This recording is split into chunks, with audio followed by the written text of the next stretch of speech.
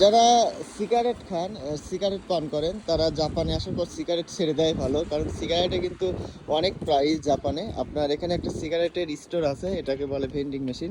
তো এখান থেকে কিন্তু আপনি সিগারেট কিনতে পারবেন। তো আপনি সিগারেটের কিছু প্রাইস দেখাই। উপরে যেগুলো আছে 7 স্টার্স, এগুলো 600 ইয়েন করে আপনার এক প্যাক। আর নিচে যেগুলো আছে এগুলো 580 করে। আর তারপরে আছে এটা হাইলাইট, এটা হচ্ছে আপনার 520।